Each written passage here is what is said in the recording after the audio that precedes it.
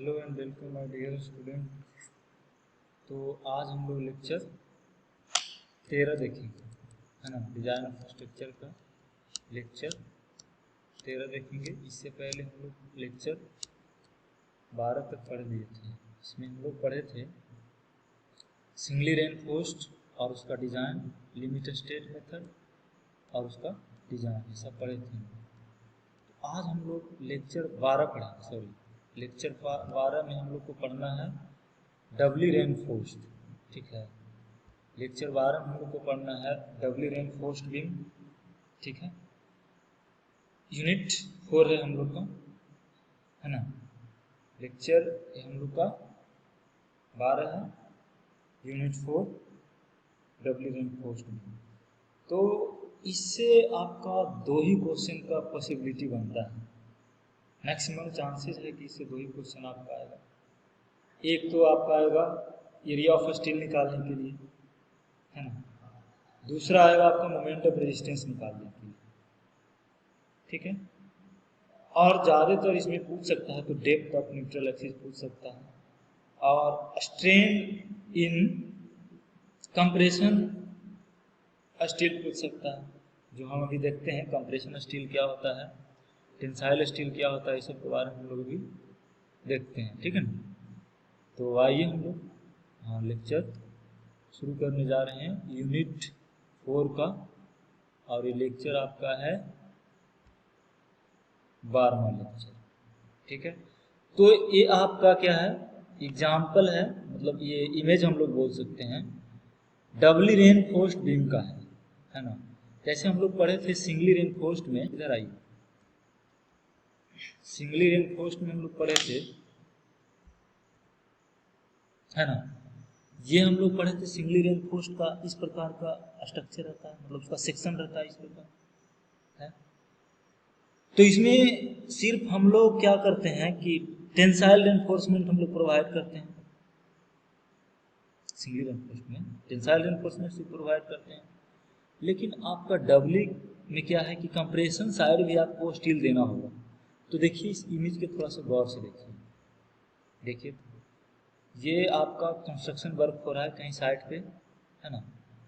तो यहाँ पे कॉलम भी है और बीम भी है, तो हम लोग को डिजाइन करना है सबका कॉलम बीम का भी। अभी तो फिलहाल हम लोग डबली रेनफोर्स्ड बीम भी पढ़ रहे हैं, उसके बाद कॉलम पढ़ना है, स्लैब पढ़ना है ना। तो आप इसको देखिए, हम जूम कर लेते हैं, अभी इसको देख के नहीं बता सकते हैं। ये तो कंफर्म है कि आपका ये क्या है, बीम है ना। ये कॉलम भी हो सकता है, ये बीम भी हो सकता है। जैसे हम इसको ऊपर से देखेंगे, फ्रंट व्यू देखेंगे, स्लैब में लगा होगा, स्लैब के नीचे लगा होगा, ये स्लैब में ही लगा होगा, तो ये क्या हो सकता है, आपका टी बीम हो सकता है। देखिए यहाँ पे टी बीम बन रहा है। तो ये बीम है, बीम के सेक्शन के टॉप मोस्ट में भी क्या है, स्टील प्रोवाइड किया गया है, बॉटम में भी स्टील प्रोवाइड किया गया होगा, है ना। तो टॉप में और बॉटम में दोनों जगह हम लोग स्टील यहाँ पे प्रोवाइड किए हैं, ठीक ना। तो इसी को हम लोग क्या बोलते हैं, डबली रेनफोर्स्ड सेक्शन, है ना। सेक्शन में हम लोग कहाँ प्रोवाइड किए हैं, ऊपर में भी और नीचे में भी, मतलब कंप्रेशन जोन में भी हम लोग स्टील को प्रोवाइड कर दिए। टेंशन जोन में भी तो कर ही रहे थे, टेंशन जोन में हम लोग प्रोवाइड स्टील को कर ही रहे थे, लेकिन अब क्या कर दिए हैं, कंप्रेशन जोन में भी कर दिए, ठीक है। तो आइए देखिए, इस प्रकार आपका सेक्शनल व्यू आपका इस प्रकार बनेगा डबली रेनफोर्स्ड बीम का, ठीक है। तो एसी आपका क्या है, एरिया ऑफ स्टील का इन compression zone, AST area of steel in tension zone. जो टेंशन जोन में आपका स्टील है उसका एरिया है एसटी, कंप्रेशन जोन में आपका जो स्टील है उसका एरिया है एसटी एससी। डी डैश आपका क्या है, तो डी डैश आपका है इफेक्टिव कवर। तो इफेक्टिव कवर आपका टॉप से कुछ और रह सकता है, बॉटम से कुछ और रह सकता है। कहने का अर्थ है यहाँ का, यहाँ का देखो ये वाला है ना, बॉटम पोर्शन और टॉप पोर्शन, ठीक है। चलिए ये वाला कहने का अर्थ ये, यहाँ से टॉप से है ना, टॉप से हो गया डी डैश, बॉटम से भी डी डैश हो सकता है, ठीक है। बॉटम से भी डी डैश हो सकता है, लेकिन यहाँ पे इत्तेफाक है कि दोनों सेम है, लेकिन किसी में आप अलग अलग भी कवर प्रोवाइड कर सकते हैं कि हम लोग बॉटम में अलग फाइबर भी दे सकते हैं और टॉप में अलग इफेक्टिव डेप्थ दे सकते हैं अलग अलग फाइबर में, लेकिन जनरली सेम ही रहता है। तो डी डैश ऊपर भी नीचे भी, यानी टॉप और बॉटम में दोनों में डी डैश सेम ही रहता है ना। तो यही यहाँ पे प्रोवाइड किया गया था। देखो ये क्या है, टॉप, अगर हम इसको फ्रंट व्यू देखें तो ये क्या है, टॉप में रेनफोर्स प्रोवाइड किया गया है, यानी कि कंप्रेशन जोन में रेनफोर्समेंट प्रोवाइड किया गया है। ऊपर में क्या आएगा, कंप्रेशन आएगा ना, सेक्शन के सबसे ऊपर में क्या आएगा, कंप्रेशन आएगा, और सेक्शन के सबसे नीचे में क्या आएगा, टेंशन आएगा। तो टेंशन जोन में भी आपको कंक्रीट प्रोवाइड स्टील प्रोवाइड किया गया, तो इसी को हम लोग बोलते हैं डबल रेनफोर्स, ठीक है। और ये आपका डिजाइन किया गया है किस बेसिस पे डिजाइन किया गया है, तो आप लोग पढ़े हैं ना, या तो वर्किंग स्ट्रेस से हम लोग डिजाइन करते हैं या लिमिट स्टेट से डिजाइन करते हैं। तो ये आपका जो डिजाइन है ना, लिमिट स्टेट मेथड से, किस मेथड से, लिमिट स्टेट मेथड से, मतलब कॉलम बीम दिख रहा है जहाँ पे, ये लिमिट स्टेट होगा। वर्किंग स्टेट में मोटा मोटा बाल दिखेगा, मोटा मोटा दीवार दिखेगा, ठीक है, तो वर्किंग स्ट्रेस मेथड होगा, ठीक है, जो कि आप लोग जान चुके हैं। तो आइए, ये आपका क्या हो गया, क्या कर रहा है, चलिए डबल रेनफोर्स्ड में क्या होगा, हम लोग कंप्रेशन साइड भी स्टील प्रोवाइड करेंगे, जो यहाँ पे स्टील प्रोवाइड किया गया है कंप्रेशन जोन में, और टेंशन जोन में भी स्टील हम प्रोवाइड करेंगे, है ना। इसी को हम लोग क्या बोल देंगे, डबल रेनफोर्स्ड बोल देंगे, ठीक है। चलिए अब इसको बनाने का, सोल्व करने का यही मेथड है। पहले हम लोग क्या करेंगे कि यहाँ से हम मान लें कि जो हमने यहाँ पे स्टील प्रोवाइड किया था वो इम्प्टी है, यहाँ पे स्टील क्या हो गया, खाली हो गया है, हटा दिया हमने स्टील, यहाँ के स्टील को क्या कर दिए, रिमूव कर दिए, ठीक। यहाँ का जो स्टील था उसको क्या कर दिया, रिमूव कर दिया, सिर्फ यहाँ आपको कंक्रीट दिख रहा है और इसका होल दिख रहा है, इसमें होल है, स्टील हम लोग हटा दिए यहाँ। तो ये कौन सा सेक्शन किस प्रकार का काम करेगा, सिंगली रेनफोर्स की तरह बिहेव करेगा, बोलिए, मतलब ऊपर क्या आ गया, कंप्रेशन आ गया, नीचे टेंशन आ गया। तो ये वाला आपका सेक्शन 1 है, ये सेक्शन 1 है जो सिंगली रेनफोर्स की तरह एक्ट करेगा, ठीक। और सेक्शन 2 है, इसमें अब क्या कर दिए, सेक्शन 2 में सिर्फ क्या कर दिए कि सिर्फ रेनफोर्समेंट ही रखे, ठीक। इस सेक्शन में हम लोग क्या रखे हैं, सिर्फ रेनफोर्समेंट ही रखे हैं, कंक्रीट को भूल गए हैं, पूरा कंक्रीट को हम लोग क्या कर दिए, सेपरेट कर दिए, हटा दिए। तो ये आपको क्या देखा, सिर्फ रेनफोर्समेंट ही सिर्फ दिख रहा है ना। तो इसको सोल्व करने का यही मेथड है। तो इसमें स्ट्रेन कितना होगा, इसमें स्ट्रेस यानी इसका मोमेंट ऑफ रेजिस्टेंस हम लोग कैलकुलेशन कर सकते हैं, इसका मोमेंट ऑफ रेजिस्टेंस कैलकुलेशन कर सकते हैं। आप मोमेंट ऑफ रेजिस्टेंस निकल गया तो एरिया ऑफ स्टील निकाल सकते हैं, बोलिए निकाल सकते हैं, एरिया ऑफ स्टील भी हम लोग निकाल सकते हैं, है ना। तो आइए 1 बाय 1 कैलकुलेशन इसका करते हैं कि हम लोग का स्ट्रेन डायग्राम कैसा होगा, स्ट्रेस डायग्राम इसका कैसा होगा। तो यहाँ से यहाँ का डिस्टेंस कितना होगा, यहाँ से यहाँ का डिस्टेंस है डी डैश, यहाँ से यहाँ का डिस्टेंस क्या है, डी डैश है, ठीक है। यहाँ से यहाँ डिस्टेंस क्या है, डी डैश है। ये भी डिस्टेंस आपको क्या है, डी डैश है, लेकिन हमको क्या है, बॉटम वाला को लेना नहीं ना, लीवर आर्म के लिए क्या आपको एक यहाँ फोर्स लग रहा है, एक यहाँ फोर्स लग रहा है, एक स्ट्रेस यहाँ लग रहा है ना, यहाँ पे स्ट्रेस लग रहा था, कंप्रेसिव और टेंसाइल नीचे वो कंप्रेशन करते हैं, स्टील प्रोवाइड किए हैं तो वहाँ पे कुछ स्ट्रेस आएगा।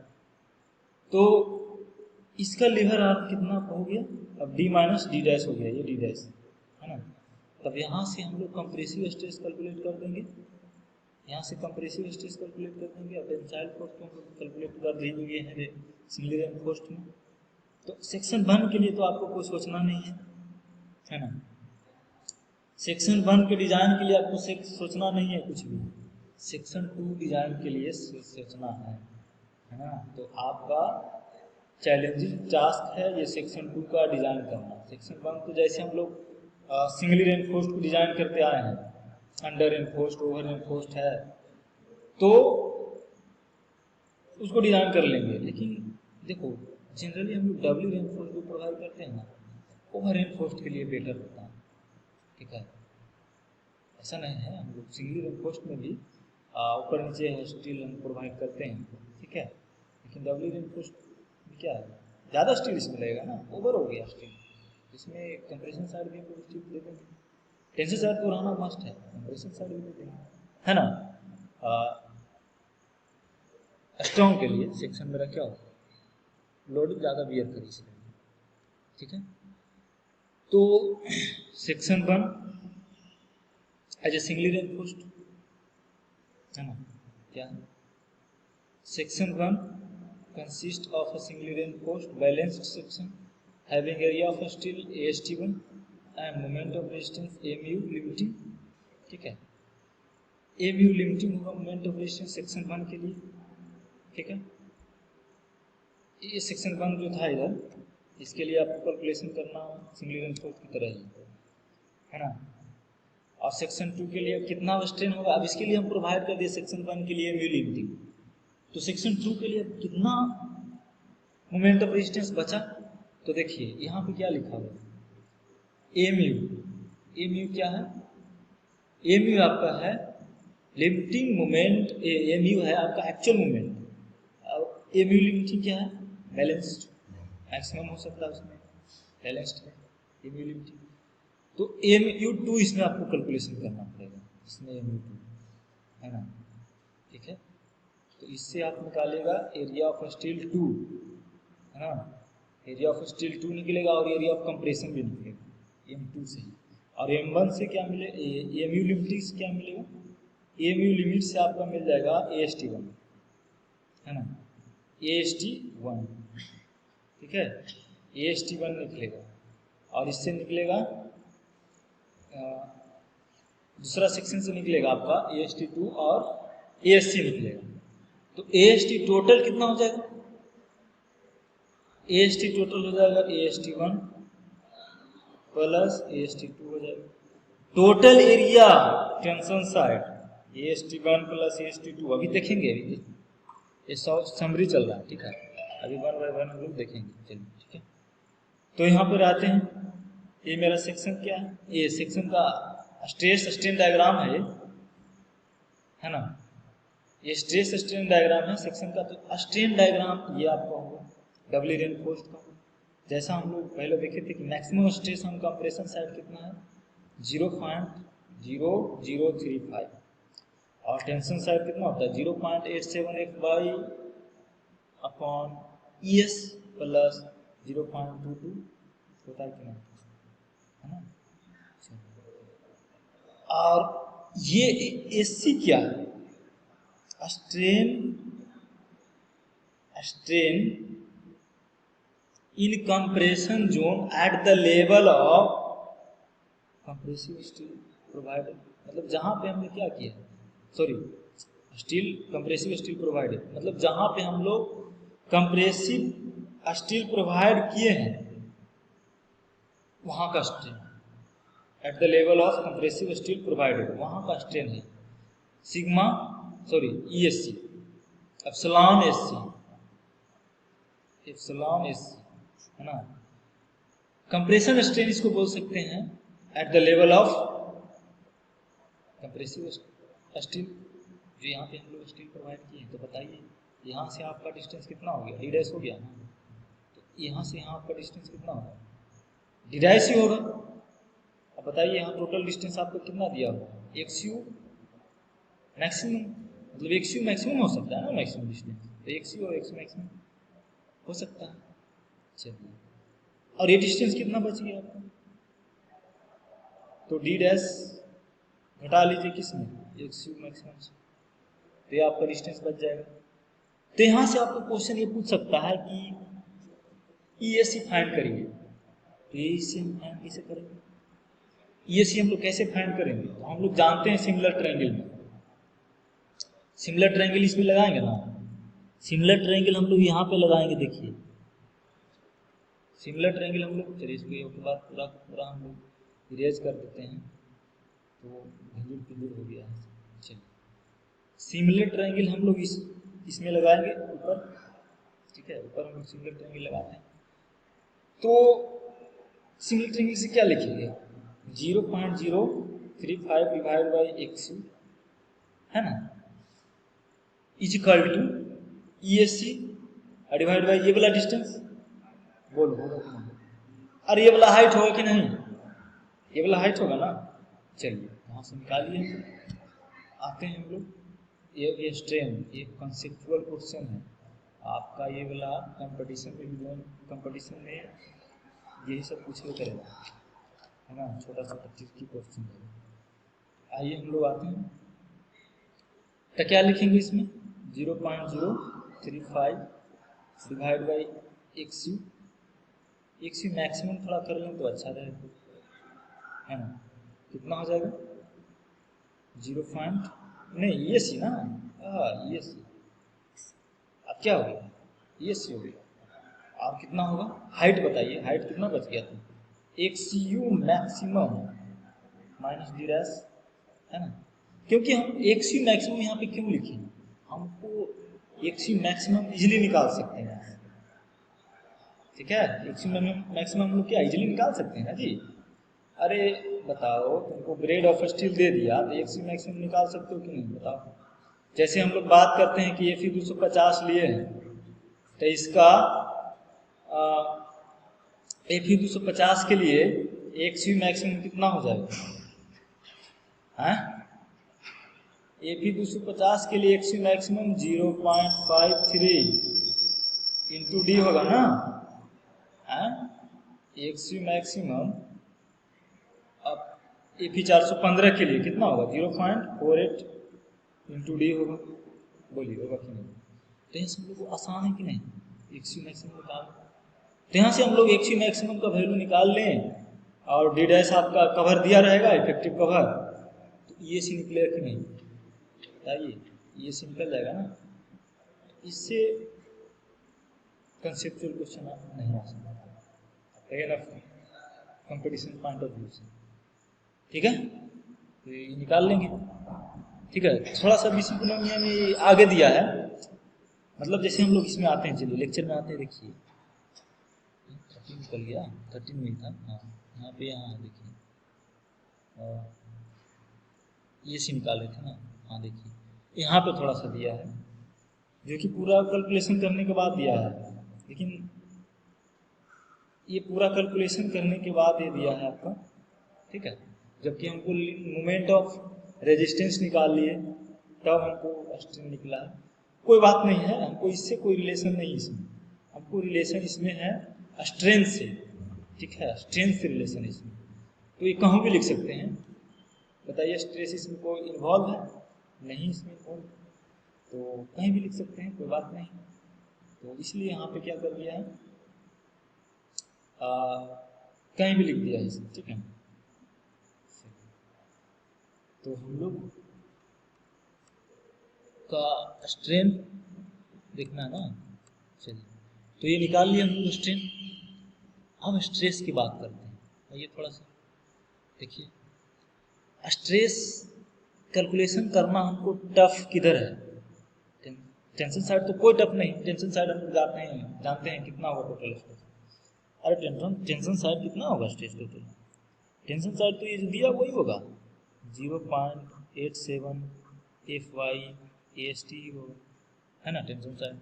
कंप्रेशन साइड कितना होगा, कंप्रेशन साइड आपको कितना होगा, हाँ C1 C2 ही होगा ना कंप्रेशन साइड, बोलिए। तो हम लोग टोटल कंप्रेसिव फोर्स निकाल लें तो क्या हो जाएगा, C1 प्लस C2 ही हो जाएगा, बोलिए होगा कि नहीं।